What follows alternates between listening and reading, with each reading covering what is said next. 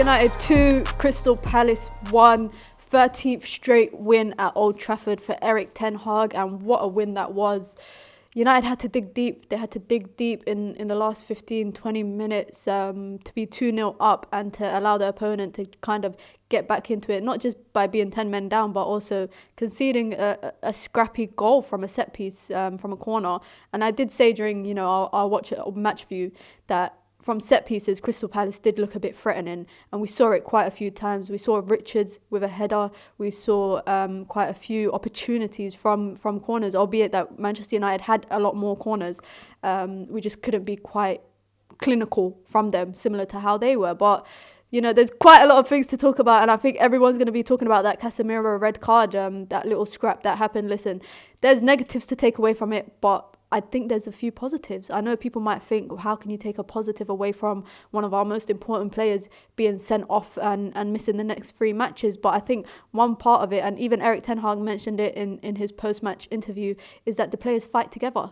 There's literally a unity and a brotherhood in these players that, in the past, they looked like a broken dressing room. It felt like Erik ten Hag might have been inheriting a broken dressing room after the season that we had last season. But this year, you see Anthony get pushed and react. He's young. He's got a bit of a little temperament, that Brazilian temperament, and he reacts. Fred comes running, Casemiro comes running, Marcus Rashford comes running, Lisandro Martinez comes running. Everybody comes running, and you just see that brotherhood, which is so big because no pun intended, but they fight together.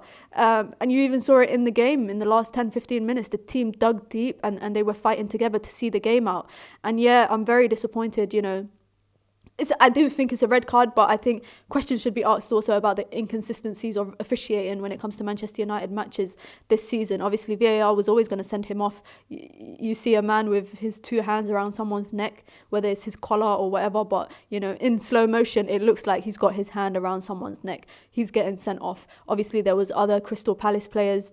Jordan Ayew had one hand around Fred's neck. Fred was gripping him up from his shirt. And there was a lot of pushing and shoving. Obviously, it's really disappointing to miss Casemiro for 3 games.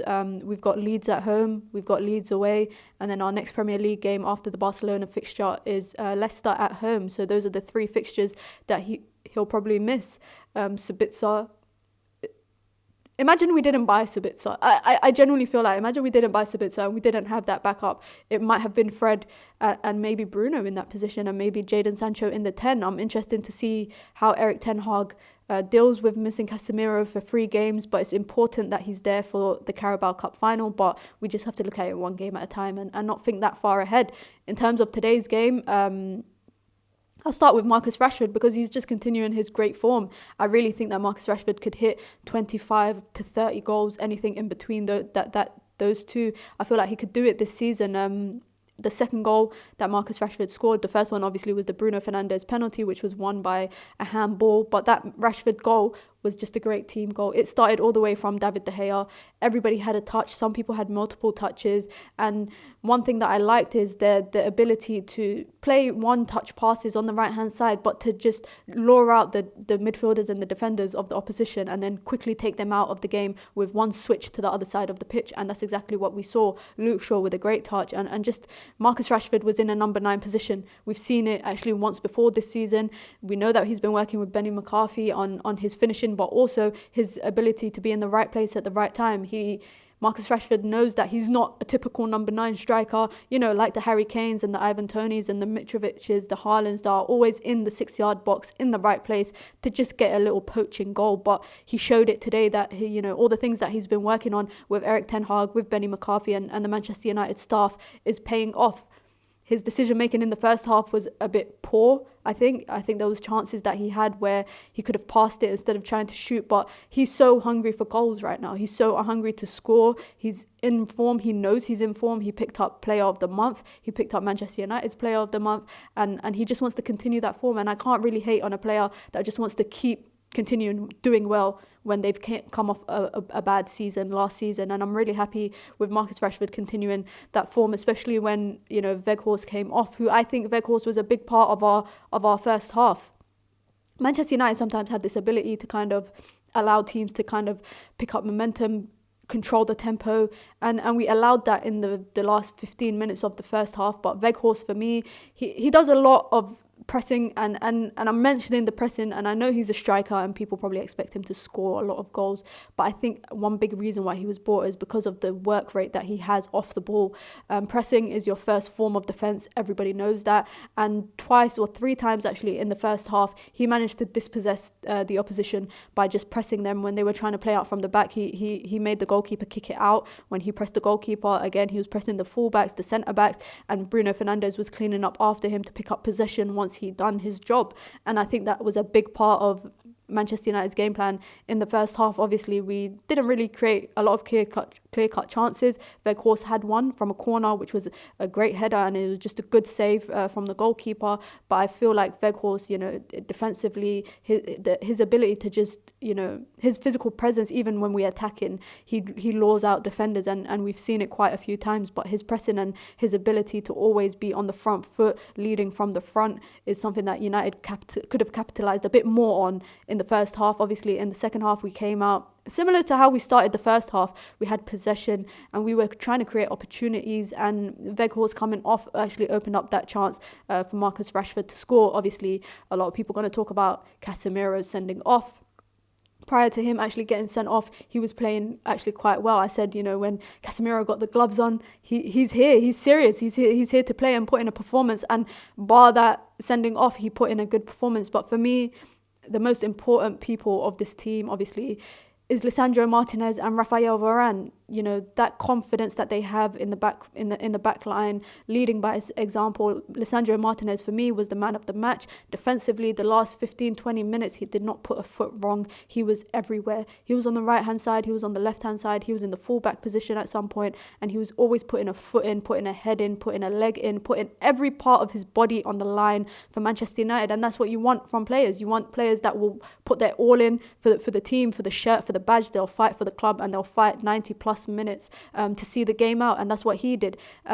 He's so important to that back line, and when we're missing Casemiro for the next 3 games, he's going to be even more important. Him and that Rafael Varane partnership is the best partnership that we've had in quite some time in our back line, and you can see how important even David De Gea was today with his shot stopping. People talk about his inability to play out from the back like a lot of modern day goalkeepers are expected to, but when it comes to shot stopping, he's one of the best in the game, and he showed it today. And like he said on his Twitter, he prefers not to speak because if he speaks, he's in big trouble. And I respect that. He's believing in himself and he's talking that talk. Today he had quite a few saves that actually kind of kept us in the game, similar to Lisandro Martinez had a lot of blocks that kept us in the game. And I think Fred was our unsung hero in that game. People always put him in a box with another player in terms of categorizing them to be the same person, but I think Fred shows you that when he plays alongside Casemiro, or even in the last 10-15 minutes when he played with Sabitzer in the middle, he was able to, he runs a lot, and I know everyone laughs, please don't laugh at me, guys. He does run a lot, but he's just an engine, and he's always pressing, he's always pushing. Sometimes he's lacking that, that line breaking pass, that pass that takes 2-3 players out of the game. But his ability to retain possession sometimes, always following the ball, following the man, putting a foot in. We saw it so much today. The last 5 minutes, that extra time that the referee added on, which again, for me, I'm not sure where he got 7 minutes, it turned into 8.5 minutes actually. But Fred was just doing, I want to say, funny things that you want people to do to waste time. Don't be quick to take the throw on, kick the ball a little bit, get the crowd hyped up. That's what he was doing, and you can just see the passion that this team plays with.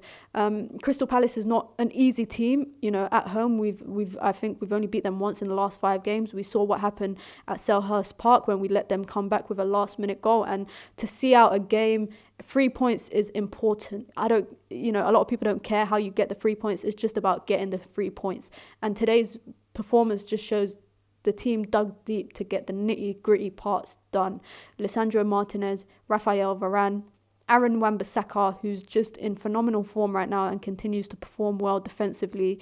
Luke Shaw, David De Gea, Casemiro barring that red card, Fred, Rashford, Weghorst, Anthony, Bruno Fernandes. Bruno Fernandes was getting back so much. He was in full-back position, centre-back position, DM position, left-back position. He was getting back and putting a foot in non-stop. So I'm happy with the 3 points. Obviously, we've got big fixtures coming up. We've got Leeds twice. We've got Leicester. We've got 2 Barcelona games in the Europa League. We've got the Carabao Cup. Our Brentford game is probably being moved because of the Carabao Cup. And then we've got FA Cup on the 1st of March. So between now and then, we've got about 7 games, I think, off the top, if I'm right. And those 7 games are all equally as important as each other. Erik ten Hag's doing a phenomenal job. You know, today, I think he read the game well to bring on 2 centre-backs and go 5 in the back. Garnacho was unlucky to come off. Is disappointing as a player to come on as a sub, but then to get taken off again. But, you know, in that game, it's all about man management and controlling the game, and Erik ten Hag done well. On to the next, for me, Lisandro Martinez, man of the match performance. In Erik ten Hag we trust.